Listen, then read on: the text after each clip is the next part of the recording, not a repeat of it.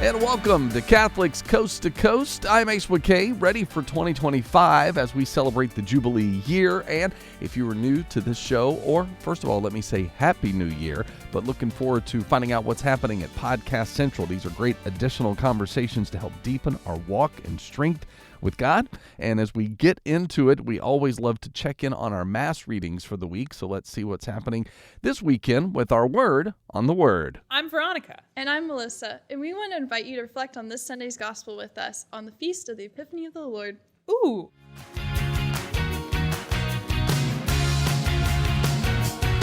This reading is about the Magi coming to visit the Holy Family in Bethlehem. While they're there, the Magi bring 3 gifts. You've probably heard about them before: gold, frankincense, and myrrh. But what you may not have heard is how those 3 gifts relates to Jesus and his future. The gold represents Jesus' kingship. Frankincense was burned in the temples as an offering, so it relates to Jesus' divinity. And then myrrh was used to embalm the dead. That's a really strange assortment of gifts for a child. But when you put into perspective the sacrifice that Christ made for us, kind of makes sense. And we remember that every time we go to Mass. The priest speaks the words of Christ as we remember Jesus' passion, death, and resurrection. Sometimes I take the opportunity to go to daily Mass for granted. I make the excuse that I'm too busy or it's too out of my way. But whenever I think about the kings and how far they traveled to visit the infant Jesus, all my excuses fall flat. So that's our challenge to you this week. Go to a daily Mass. Go ahead right now and carve out some time to go so you don't make excuses too. Bye! Continued reflections as we continue to look at God's Word through the lens of our faith and also how we've grown over the last year. Whether we believe we've grown or not, it has happened. But if you are new to your faith, you're growing every day and it's exciting. So find out more Word on the Word at Podcast Central when you go to EWTN.com/podcast. I am Ace McKay, not much of an athlete. I am a musician, but this week on Fierce Athlete, how do we receive feedback that can empower us? So Sam and Dane and also Angel, they're doing their part to give us tools on how to be a better athlete, if that is where you're at, or just better in your workplace, better in your ministries, better in your family, your marriages. Let's see how we can become coachable with Fierce Athlete on this week's Catholics Coast to Coast. This season, we're talking about the IT factor, the toolbox of attributes beyond your skills, drills, and stats. Whether you're looking to be a standout recruit, a leader on your team, or be an influence beyond your athletic career, these topics will help you become the best athlete and person you can be. We're going deep to discuss how to grow in virtue and strength, ultimately becoming a fierce athlete. Welcome back, everyone. This is episode 9 of the Fierce Athlete podcast, where we're discussing the athlete's toolbox. This week, we're going to be talking about being coachable. I love this. And this is kind of a follow-up to last week. We talked about communication, and we view communication as more the action that you're doing. And then I think being coachable is almost about receiving that communication and receiving that feedback. Yeah, which is also tough. Communication can be tough, but being open to receive that, sometimes challenging feedback, criticism is definitely not an easy thing to do. Mm-hmm. And I think that is really one of the fundamental keys to being coachable. And the little coaching that I've done, like, you want a kid that's coachable. And what that means is they're open. Yeah. They're open to getting better. They're open to feedback. Whether that's in a passive regard, right? You say something to them and you actually see them, this is from last week, actively listening to you. But there's another element of when the player, or when we as a player go to our coach and ask for feedback. And that could be a scary thing for some of us. Because sometimes we don't want to know. Well, yeah, right? Like, it's kind of a hard, that's a vulnerable question. It is. Because tell me what I am doing wrong. Essentially, you're asking, could you tell me my weaknesses? Yeah. Nobody really likes to, have their weaknesses highlighted for them. But how else do we grow? Exactly. And are they really weaknesses? They're opportunities for growth. And maybe that's the way we frame it is, I am going to this person seeking how I can grow. And hopefully that person is throwing in some positive as well, right? We know that people aren't perfect at providing feedback, but what am I doing well? But what are the areas in which you can see that I can improve, and how should I go about improving? Right. And I think that's largely why this is so important too, because we are able to learn how to approach others and also grow in that. We have to be able to filter information, because it can also be a little bit difficult when you're seeking, or if you make yourself available to receive other people's advice, that there's this aspect of maybe you get a little too much. Can you explain that a little bit? Sure. So, I mean, at least for me in my days of being an athlete and still being an athlete, when you could have one coach telling you one thing, and you can have another coach or a teammate tell you 5 more things. Yeah, it can be kind of an overwhelming, you ask for it maybe, or what, maybe you don't even ask for it, and your coach is kind of listing out things. It's like, I don't know, where do you draw that focus in?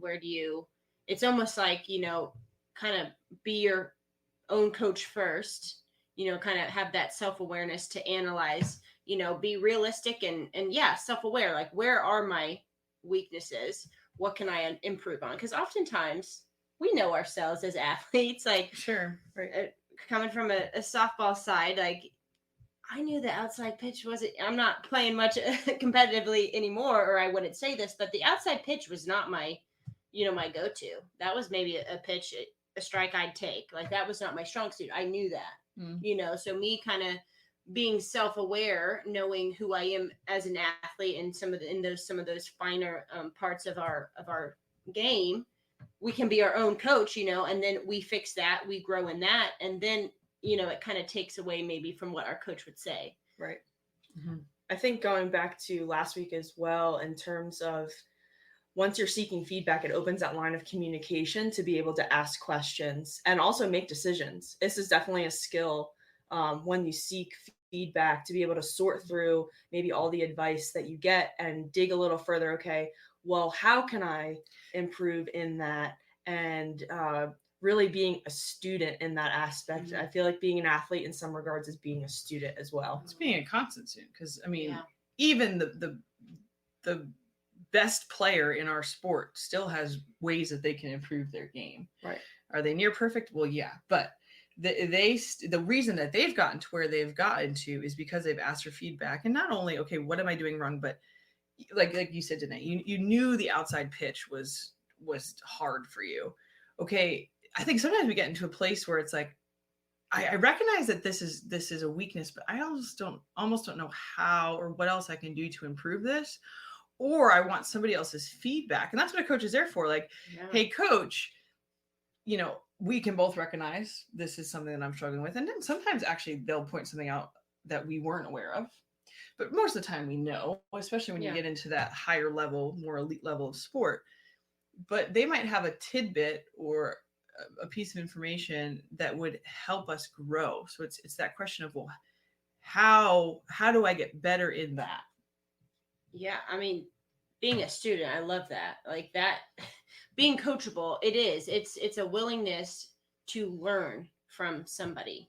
And I'm of the opinion, I've done a little bit of coaching. I'm helping my husband coach, track and cross country, specifically pole vaulting. But even in my coaching of like little ones, right? Just the mechanics, it's my suggestion to them is always, if you're at the back of the line, watch, because your coach is obviously there to learn, but there is something that you can gain from everybody around you. Absolutely. Yes. So, I tell the little kid, if you're in the back of the line, watch when your teammate goes, like, see what they do good, but it's just that attitude of there is something to learn from everybody. I think that's what being coachable, being that student of the game is. It is just a willingness to learn. Yeah. And as athletes, I feel like we all have different gifts.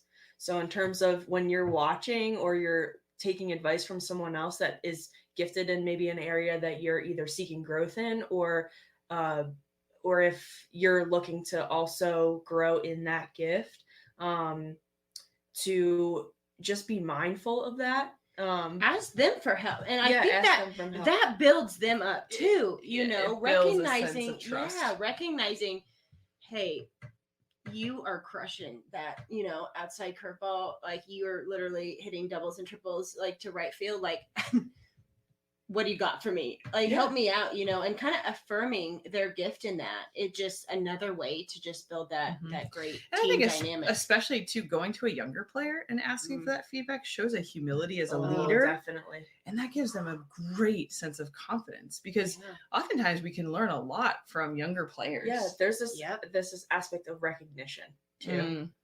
Recognition and just giving people the, I don't know the right word for it. Kind of the opportunity. Affirm them in their skills and something that they're good at. Now let's shift it a little bit. Sometimes when we ask for feedback, or even when we don't ask for feedback, the feedback or the advice that comes to us is negative. It's out of line. It's straight up wrong. It comes with a charged emotion. How do we handle that? Because I think there's an art to receiving that, but also filtering that. I think for me, at least, my biggest piece of advice is when you're receiving feedback, take a really close look at who's giving you the feedback, and the way that they carry themselves, or their skill set. Because sometimes you have to take something for a grain of salt.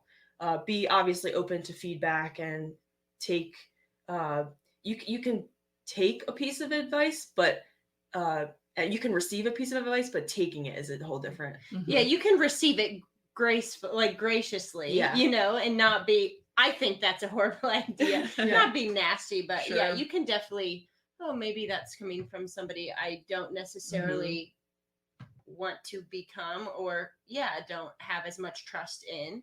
And then you just choose maybe not to put that in place. Right. Yeah. And I think there's a sense of, and I don't want to over preach this, but self-protection, right? Because receiving feedback is very vulnerable, especially when you ask for it. So being prudent, one, because I've asked for advice from people that I probably shouldn't have, because maybe I didn't know them well, or I kind of falsely trusted them. And what they gave back to me was actually very wounding, because they didn't go about it the right way, or they didn't know me, or they pretended they knew me, or there was some level of pride, right? And so I've had to even forgive those people for the bad advice they've given me, or the way they've just kind of overlooked me or fed their pride. But even still, like people, sometimes people just have bad days. Yes. Or they'll give us advice, or they'll react out of their own woundedness, and it has nothing to do with us. And I think that that's sometimes really important to recognize is, my coach is angry today, not because of anything I did, but he's reacting out of his own woundedness, or his own at-home life, or, whatever. We don't want to assume everything's wrong all the time. But I think sometimes, especially as women, we can take things so personally, when we need to have a little bit of thick skin, and we need to let things roll off of us, because we can recognize that, okay, it's really not about us, what they're saying to us today. And it gives us a level of compassion. Somebody once said to me, behind every set of eyes is a story that, if you knew it, would make you absolutely weep. And, I apply it to somebody cuts me off in traffic. Okay, maybe they're just having a really bad day, right? And I could take that personally, like, or I could just say, you know what, I'm gonna let it go. All right. So somebody makes a comment towards you, a negative comment on the field, a teammate, and it's like, that's really not like her. Maybe she's having a bad day. Or that's their pattern of behavior, that they're going to snap at me, that they're going to blame me. You know what? That's their issue. Yep. That's not mine. And I think that how we receive feedback can be empowering, right? Because we learn who to trust and who to respect. Yeah. But then at the same time, who to just almost disregard. Yeah. In the proper sense, because they not due our respect. Yeah. I mean, we have to be prudent in who we are giving our trust to, for sure. There's definitely an aspect of that. So what do we see when I don't know, you have a player, maybe you had a teammate that doesn't receive this feedback? Like, what does that look like? How is that harmful? I don't know. I guess what is the antonym for, not coachable? Like, what does that look like? How does that play out on our teams? I mean, I think the root of it is probably a pride and or an insecurity. Mm-hmm. But when you have somebody that's uncoachable, or if we ourselves are uncoachable, it's kind of sad because you're not opening yourself up to receiving your full potential. Right. Yeah. You're not willing to grow. It's that fixed mindset. You don't have that growth mindset. It's just, well, I just can't hit an outside ball, period. How many times do we hear that from somebody? If you said that, would you have ended up playing at the collegiate level? Probably not. Or winning a national championship. She won a national championship. Why not? Because you just were complacent with, well, this is just how I am, versus being coachable and being open to feedback. I think it's a sad reality when people aren't open. I think it kind of like creates a disjointed team, right? If you have a lot, like the majority of your team is coachable and growing, and then there you are just kind of just letting things, in one ear out the other. I've had teammates, in the past that have maybe fallen closer in that category, and it's like, come on, we're moving this way, like, come with us, it's like that stubborn. Yeah. What's that famous quote of you do the same thing over and over and over again, and it's like insanity? It's the definition of insanity, is when you do the same thing that doesn't work over expecting a different result. Yeah, no, it's sad. And I think too, one of the reasons people don't seek it is just that fear of failure, that fear of critique. It's it can be damaging. It can be damaging. And again, you see them not grow, or when they receive that feedback, they respond with an attack. Mm-hmm. Right? So you're having a disagreement, or you point something out, and again, check yourself how you pointed it out. But when we react to feedback, is it out of anger? Is it aggressive when we disagree with somebody? Is it just, well, you're wrong, or you're a hater? This is, I think, communication, receiving communication is a lost art of the day. But when we have a fear of others' opinions, or a fear of failure, or a fear of somebody not agreeing with us, when we're not coachable, the response is attack. Yeah. It's like that fight or flight. Yeah. It's attack, or it's you avoid. Yeah. Well, and why? Like, why would we avoid, or why would we be uncomfortable when somebody, hopefully it's a trusting person, right? So we'll say you're getting feedback from your coach, who does in fact want the best for you and your team. Like, why would we avoid that? I think maybe because that critical comment, or calling you to growth is maybe a little disordered and tied in our identity. They're not calling us out, telling us you're bad. It's like, hey, I see what you could be. I see your potential. Not that you are not where you should be, or you are bad, or you're not fulfilling anything, but it's, I see your capacity. Try this. I love that. Yeah. So how can our listeners grow in this? How could we grow in this?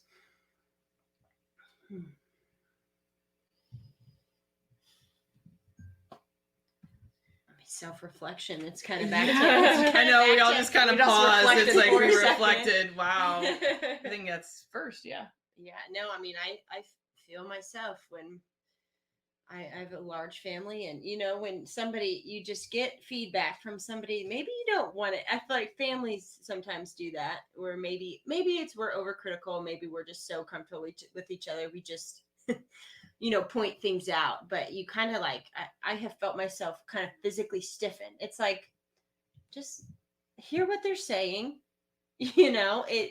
It's not tied in my identity. They're trying to make me a better human. Like, so practice. I mean, I think it's just practicing receiving feedback, because feedback is given all day, every day. Yeah. This is just a little bit more direct. we're constantly getting likes or dislikes or comments or feedback is just an important part of life, but this isn't actually an intentional, can you please give me some feedback on this situation, on my play, on whatever. It's an intentional asking and then receiving. Yeah. And I think we can really relate that to our faith lives in terms of just reflecting and asking God for, per se, feedback of Lord, how can I approach this today? Or how can I go into this conversation with this person? And just being open to his feedback, but also realizing that, I mean, anything with the Lord, like, is never really easy. I feel like sometimes it is, but knowing that his advice to you might not be the easiest, or it might not be what you want to hear. Because he's a father. So if you're not doing something correct, he's going to correct you. Right. He's going to work through that kind of discomfort of, this is like discernment of spirits, right? If you're not following the Lord, if you're not in a state of grace, if you're sinning, the Lord uses discomfort to move us. Where the devil will use comfort. Oh, you're fine. You don't really need to change that behavior. You don't really need to get better. That's the voice of the devil when we're in something we're not doing what we're supposed to be doing, where the Lord is going to make us uncomfortable because he's going to challenge us because he wants us to get better. Now, on the other side, if we're in a state of grace, if we're seeking to grow in holiness, if there's no major reoccurring sin in our lives, the love of the Father will be a little bit more gentle. Both are love, right? Yeah. Both are, whether it's through correction or through that gentle response of that loving response of, this is how you can grow. But in that state of grace, recognizing it's the devil that's going to accuse. He's going to accuse your identity. He's going to say, you're wrong, you're bad. Again, it's kind of like what we talked about last week. It's that against your identity. But it's important to, one, recognize what state you're in, but two, that God is a loving Father. And that his, it's like, be coachable in life from him first. Well, his goal is to, he's saying, daughter, I see where you could, I see, I want you close to me. He knows us best. He knows our capacity for love, for, how we can journey with him in our spiritual life. And he, it's not a calling out and anger and, a shit. Like you said, the devil is speaking in shame. Like he is calling us to grow closer to him, because of his deep love, because he sees what we are called to and what we are capable of. In terms of, for our listeners, what are some tangible ways other than praying and reflecting that we can live this out off the field, like within our faith lives? I mean, I think it's good to have a spiritual director, a spiritual mentor, somebody in our lives that we trust from a spiritual, whether that's, you're actually meeting regularly with that person, whether it's a priest, a religious sister, or a lay person, or it's, when I have questions, there's somebody who I regard as a spiritual mentor, spiritual authority, a spiritual coach that I can go to and ask spiritual questions, but also ask for feedback in my life. And then the other thing, which we talked about and challenged our listeners, was it last week? Yeah, was to go to confession. Yeah.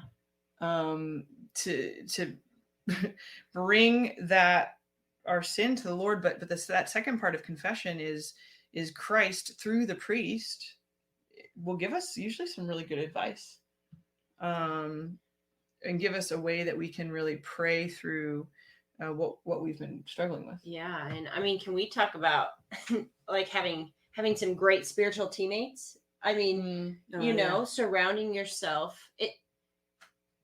The devil is always, it's about isolation, right? We've talked about that before. Like, we need to find a team who is calling us to spiritual growth. Yeah. And that can be, spiritual directors, priests, religious friends, other Christians. When I was in college, I had to seek outside my team because nobody on my team was that person for me. Maybe it's people on your team. Maybe it's us here at Fierce Athlete.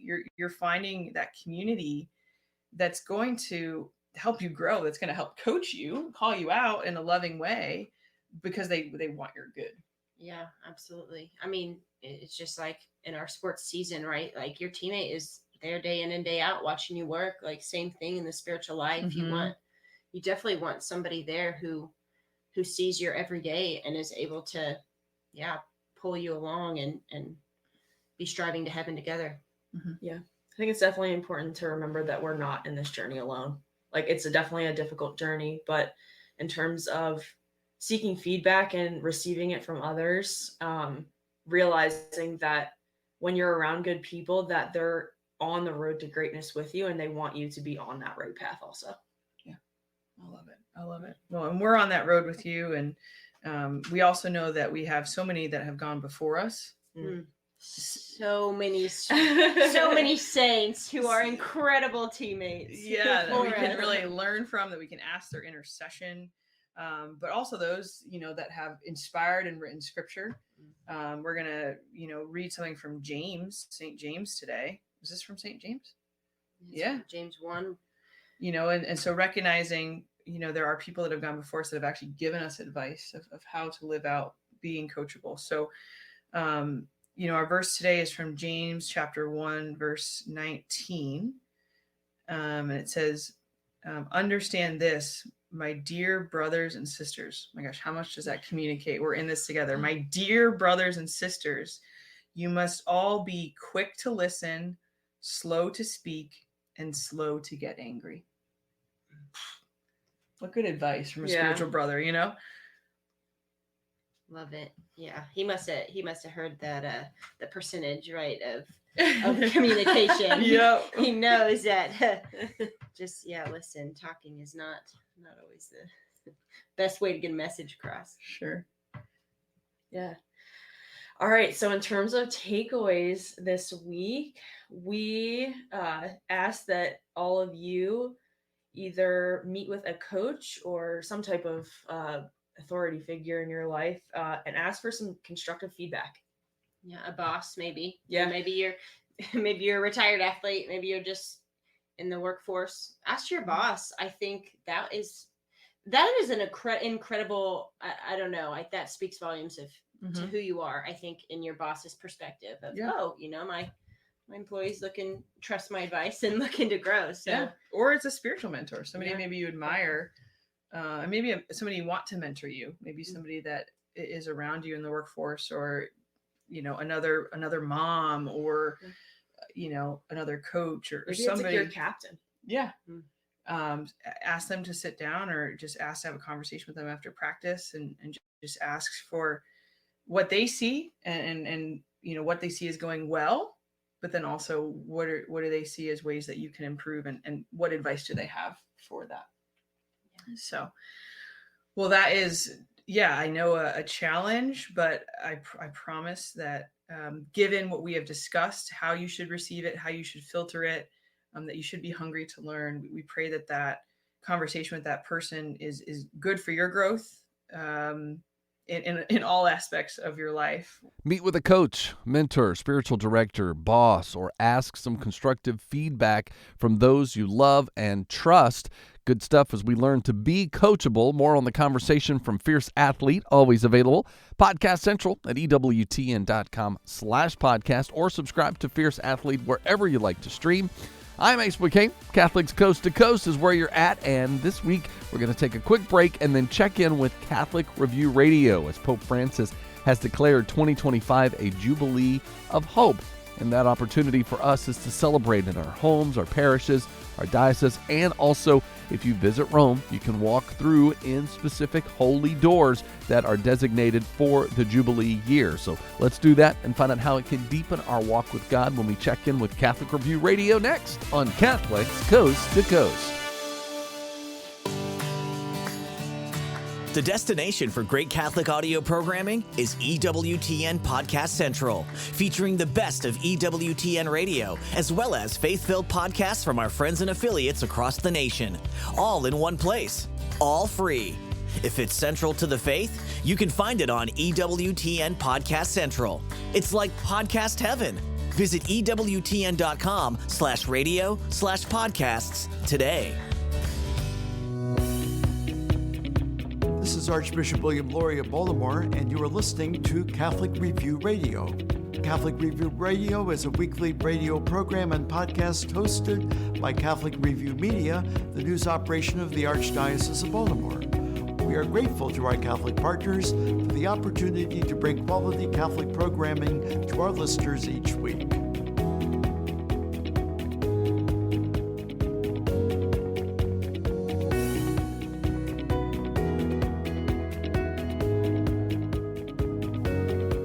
Welcome to Catholic Review Radio. This is Chris Gunty of the Catholic Review, and today on the show we are going to talk about the Jubilee Year of 2025 that is coming up starting in January, actually starting with the Feast of Christmas.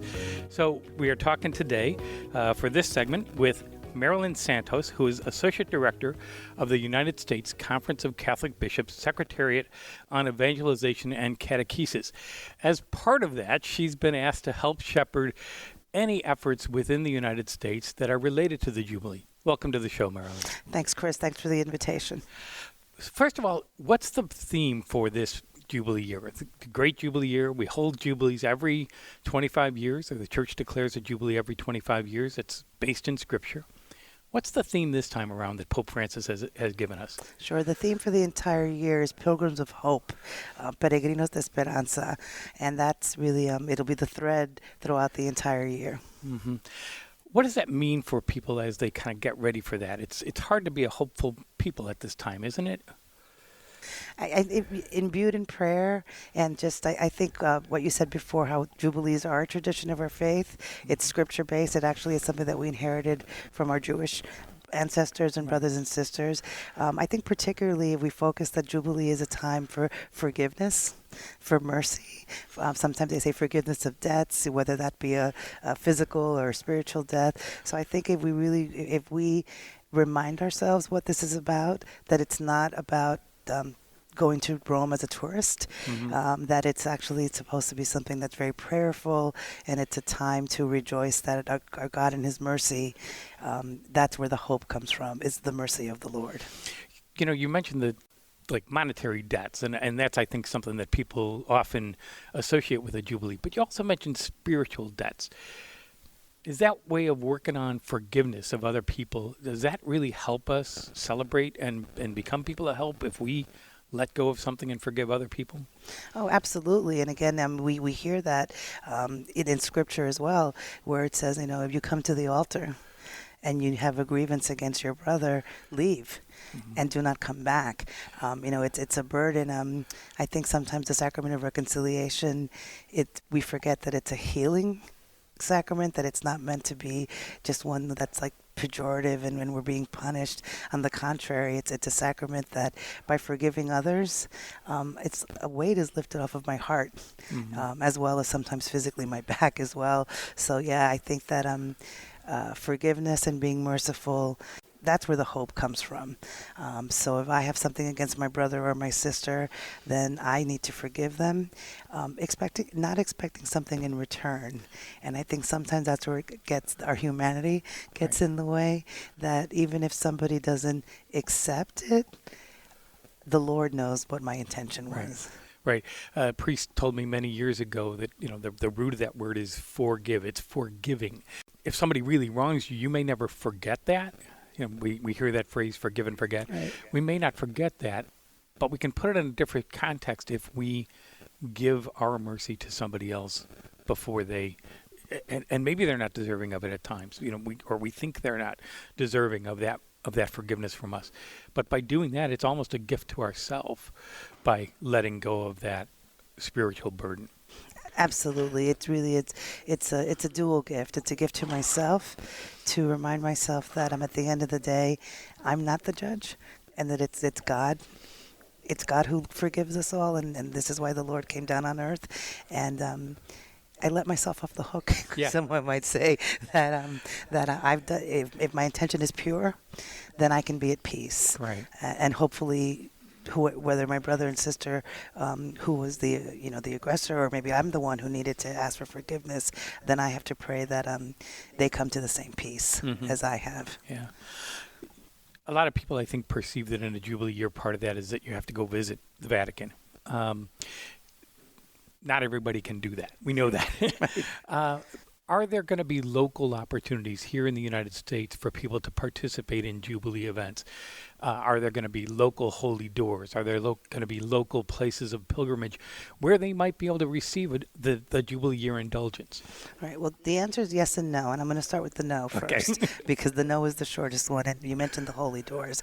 I know there was a little confusion early on because the prior Jubilee, not only were the holy doors in Rome, but each diocese, each ordinary was asked to assign a holy door.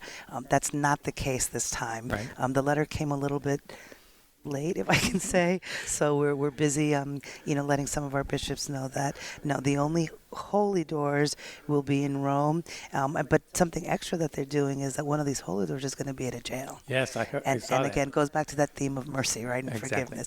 For the other part of your question, absolutely.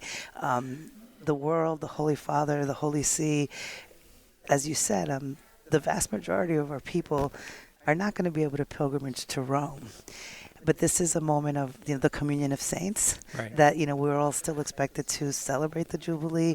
So we from the Bishops' Conference, which is why on our regular webpage, usccb.org, we actually have built a dedicated page on the Jubilee. And one of the things that it's not just information, so it's handy, but what we've done as staff there is for every Jubilee, we were actually able to match a secretariat or an office. So my colleagues are actually creating resources. And we gave everybody a little bit of a framework, an outline, and we were very intentional that not so much about how to pilgrimage to Rome, because the official Vatican website has that. Let's make sure our resources are to encourage bishops and their priests to celebrate stateside, that it's still meant to be celebrated here. And I'm already hearing that some dioceses are already preparing.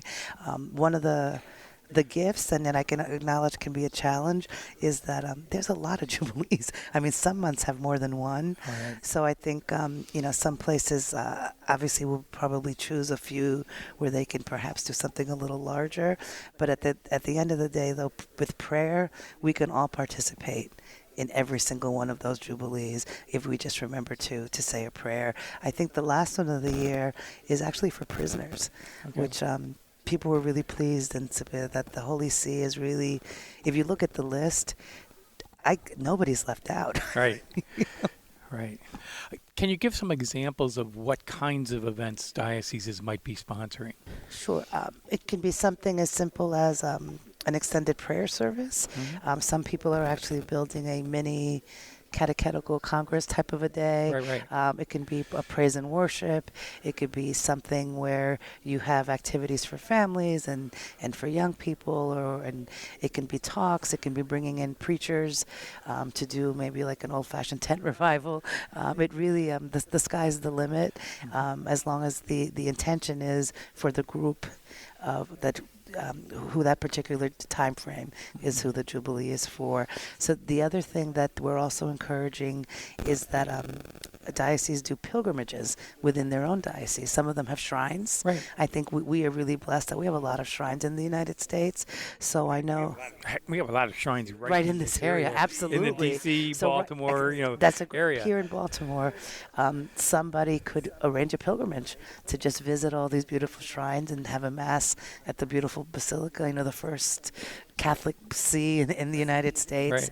So really, it's we're really hoping that people are creative, and also recognizing that every diocese might have a slightly different culture in the way things are done. So what they do in Brownsville, Texas, would probably be a little different than what you would do here in Baltimore. Sure, absolutely. And that's part of the flavor of the local church, that I think if you allow that to happen, then that makes the celebrations much more appropriate and enjoyable. Because it is joy. Right. It's a celebration.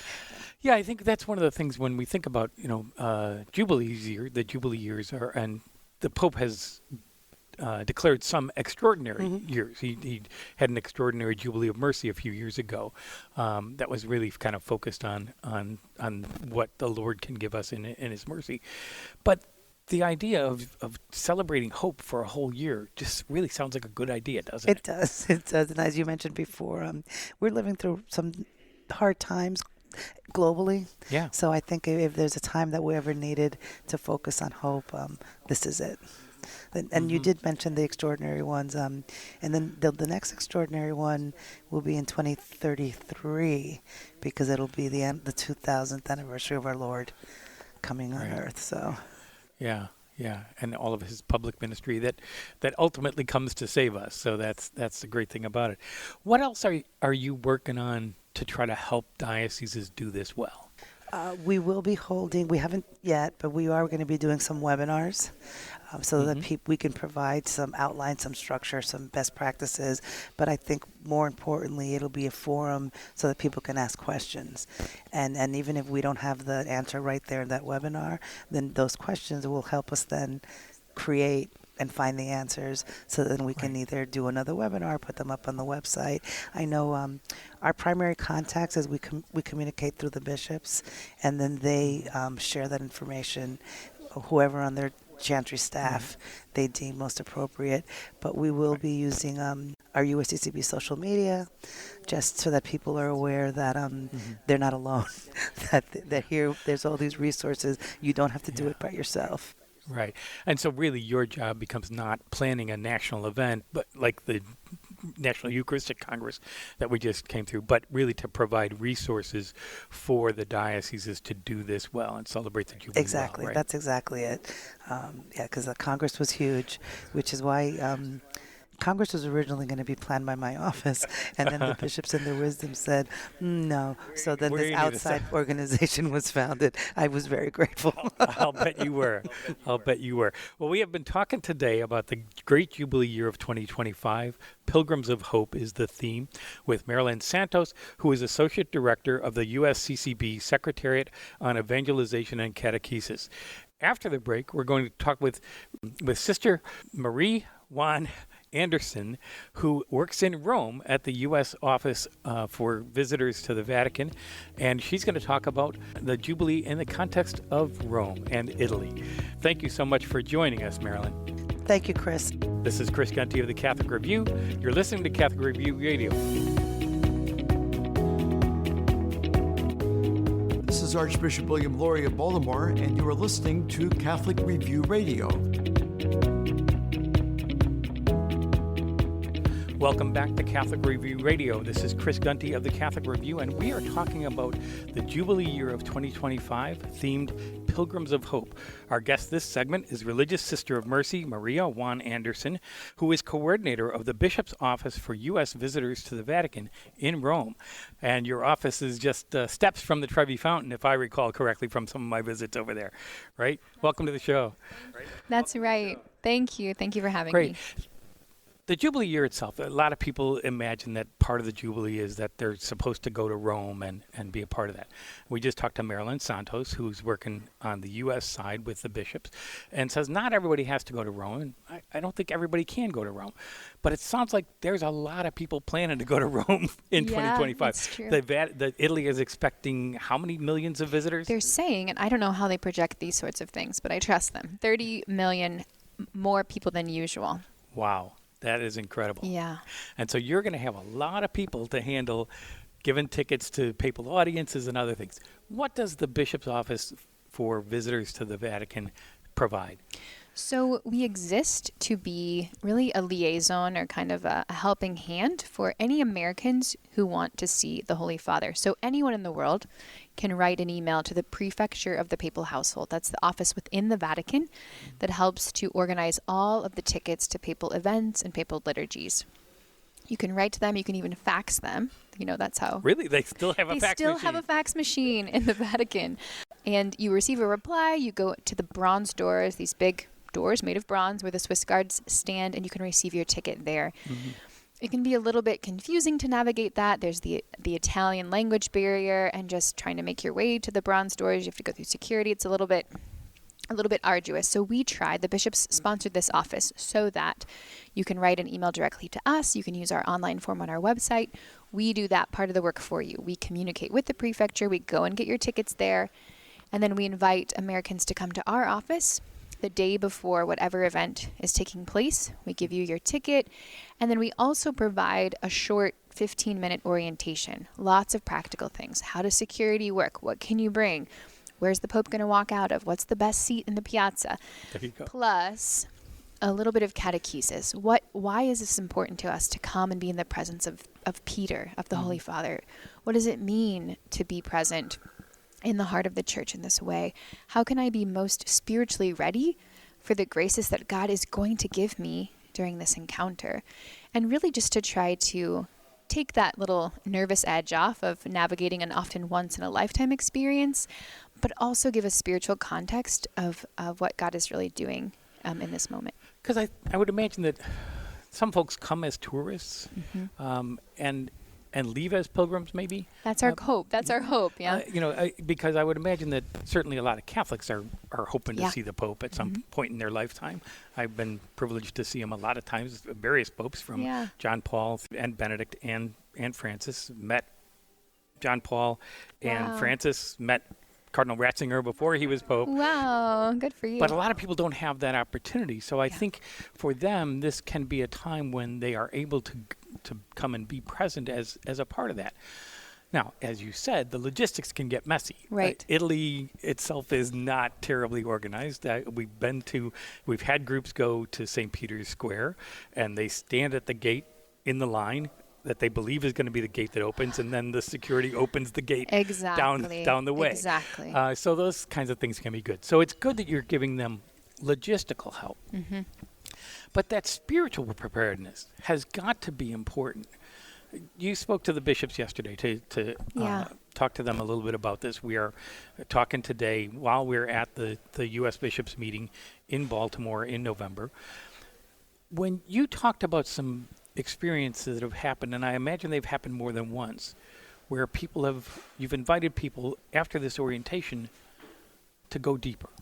Talk to us about that. Yeah, so part of our orientation is to really catechize people on something that the church makes available to them when they receive a blessing from the Holy Father, which the Pope gives a blessing at the end of every event or liturgy that takes place.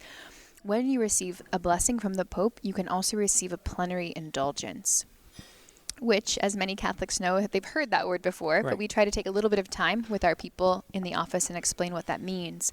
This an incredible outpouring of grace, which you can receive for yourself or for someone who has died. And because it's grace, it's given freely through Jesus, and there's nothing we can do to earn that grace. However, we can be more prepared, more open to receiving that grace. So we explain to the pilgrims the 4 ways that the church invites us to be more prepared. Pray for the Pope, go to Mass and receive Holy Communion, strive to be detached from sin, and then to go to confession. And when you start to explain these things to people, the first 3, you're like, okay, yeah, I can pray for the Pope, I can go to Mass, I can strive to be detached from sin. But confession is a scary thing for many Catholics. Sure. And a lot of people don't go. And many people have been away for a long time. For many years, for various reasons. Maybe it's hard for them to get to, the times aren't convenient. Maybe they have a big sin on their heart that they know they don't want to say out loud. The reasons are as varied as the people. But then we take time to talk about what confession really is. First, we tell them what sin is, because I think we don't hear that enough. That sin is a choice that I have made that goes against who I've been created to be. And every time we sin, I wound myself because I'm not living up to that call. I wound another person often by an action that I take or don't take. And I always wound my relationship with God. So we paint the reality of sin because we don't talk about that enough. But we then say there's a wound that takes place when we sin, but there's also a remedy for this wound. And the remedy for the wound of sin is mercy, the mercy of Jesus Christ. And it's made available to us every time we go to confession. And there's a freedom that can take place and a healing. And who doesn't want that? Absolutely. And so we just try to present the truth in a clear and disarming way. And what's amazing, then we make the invitation in our orientation. We say, look, here's the reality, here's the remedy, and here's the opportunity. And we have 3 priests, American priests who are studying in Rome, that live in the Casa Santa Maria where our office is. They're American priests who've been sent by their bishops for graduate studies. They volunteer to hear confessions for our pilgrims every week. And people go. And I can tell you, this happens every single Tuesday afternoon. 10 years, 20 years, 30 years, 40 years. And when I'm giving the orientation, I see their little faces changing. First, they're uncomfortable because there's a nun in the front of the room telling them they're a sinner. And then their face gradually softens and the fear kind of dissipates, and they're still scared, right? But they get their courage. And I sometimes literally walk them to the door of the confessional because they're so scared. And I say, look, you don't even have to remember all the prayers or all the words because the priest is waiting in there to guide you. And you sit down in that chair and you say, forgive me, Father, for I have sinned. I don't remember how to do this anymore. It's been so many years. Right. And what I told the bishops yesterday is it's the most beautiful thing in the world. And they know this. These bishops are good and they know. But to see someone walk out of confession after 40 years, they're reconciled with the Lord. Their soul is open to the graces that God wants to give them. And that is the most beautiful part of our service in Rome. You mentioned something yesterday that struck my heart, and I wrote it down, that you tell people whatever sin you have on your heart right now, when you go in there, you don't have to bring it out with you. Exactly. And just that idea of being able to leave that behind with the Lord and just say, take this as yours, and for the Lord to give you forgiveness. It just, the way you said that was just very powerful. Thank you. Do you get people coming to you and saying, I am relieved? Yeah. They're often moved to tears, as we all can be after a good confession. And they're just grateful. I think not to us. I mean, sometimes they're grateful that we're the ones who invited them. Right. But they're just so grateful to be free from this burden of sin. Right. And I think it's the trick of the evil one to make us think we'll never be forgiven.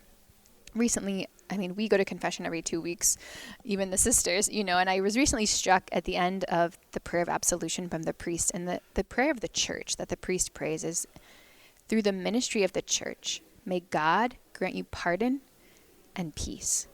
And peace. Pardon and peace. You can't get that anywhere else in the world. No. You can't be pardoned from your sins by anyone but Jesus. And the peace of God is a kind of peace that in the scripture says surpasses all understanding. And that's all I want our pilgrims to have is freedom and peace. And that's what our world needs. Yeah. And so that's why the privilege of our service at this office, yeah, we give you a ticket to see the Pope, which is really, really cool. Sure. But more than that, we want to help you on your journey to heaven. So. And I imagine you can help with Christmas and Midnight Mass and all those other things that people want to go to.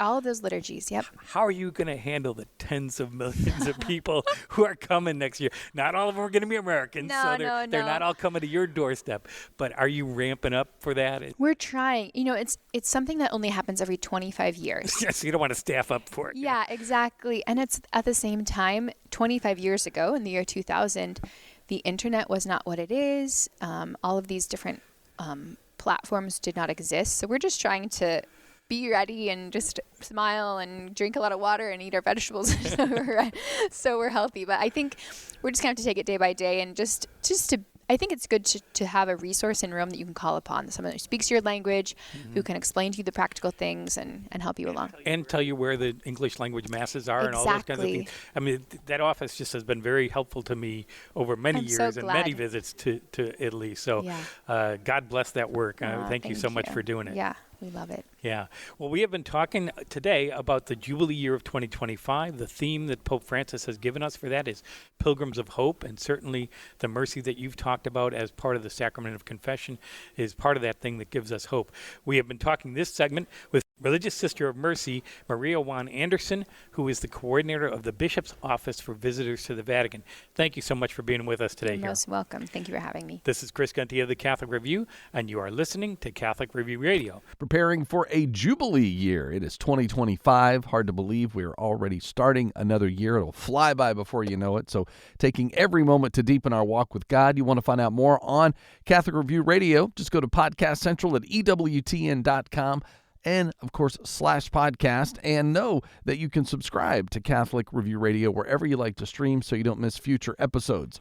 I'm Ace McKay, going to kick off my new year and enjoy the rest of the weekend. Remember, you can join me each and every weekday with Beacon of Truth, Deacon Harold Burke-Sivers, as we look into your soulful psalms, different topics every day, and also looking forward to just celebrating what God is going to do in our lives and in our faith and in our families for 2025. So don't forget, Also, EWTN Extra can give you more conversations to deepen that walk as you continue to also add Podcast Central to your daily routine.